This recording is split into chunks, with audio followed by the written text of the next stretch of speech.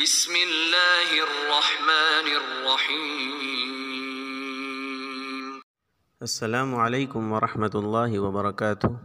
آج ہم پڑھیں گے سورۃ النساء آیت نمبر 9، تلاوت، اردو ترجمہ اور مختصر تفسیر کے ساتھ۔ بسم اللہ الرحمن الرحیم۔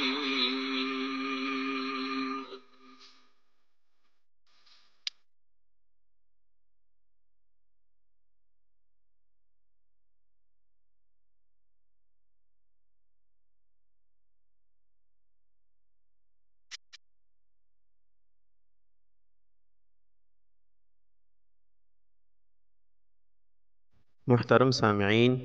ابھی لفظی ترجمہ سماعت فرما لیں۔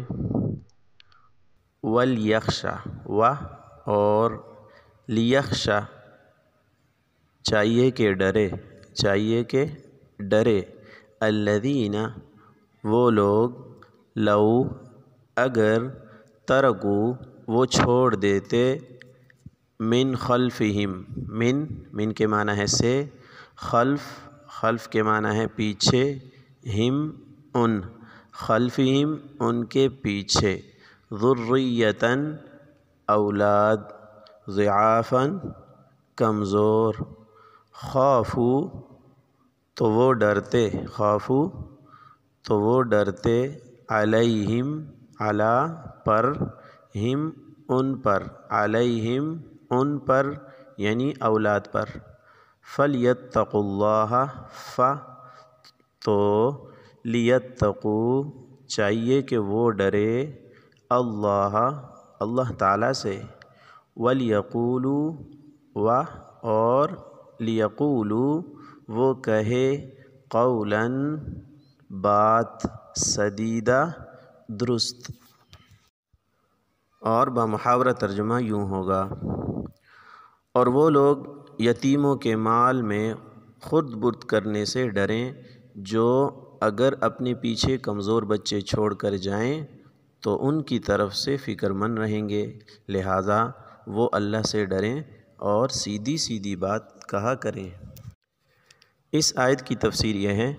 کہ سورہ نساء کی شروع سے ہی اللہ تعالیٰ یتیم بچوں کے متعلق اور بچیوں کے متعلق احکامات دے رہے ہیں امت کو۔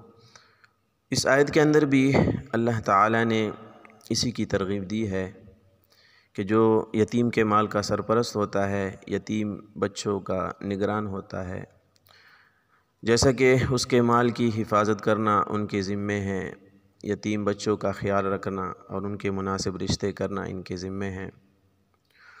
تو اس ذمہ داری میں وہ ان یتیم بچوں کو اپنے بچوں کی طرح سمجھے۔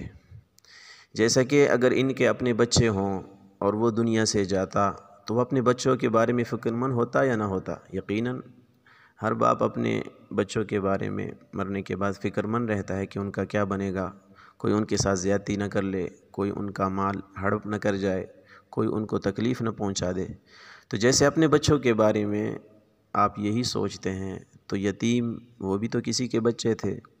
تو ان کے بارے میں بھی یہی سوچنا چاہیے، اپنے بیٹوں کی طرح اور اپنی بچیوں کی طرح ان کو سمجھنا چاہیے، اور یتیم کا مال پورا ان تک پہنچانا چاہیے، نہ خود استعمال کریں، نہ اس کو ضائع کرنے دیں، اور نہ کوئی اور ایسا طریقہ اختیار کریں جس سے ان کا مالی یا جانی نقصان ہو۔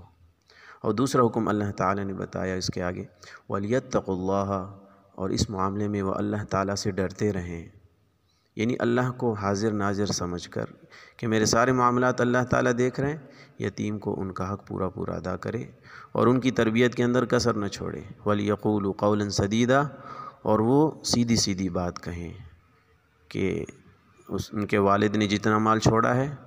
تو جتنا چھوڑا ہے اتنا ہی بتائیں جب آگے دینے کا وقت آئے۔ وآخر دعوانا ان الحمد للہ رب العالمین۔ السلام علیکم ورحمۃ اللہ وبرکاتہ۔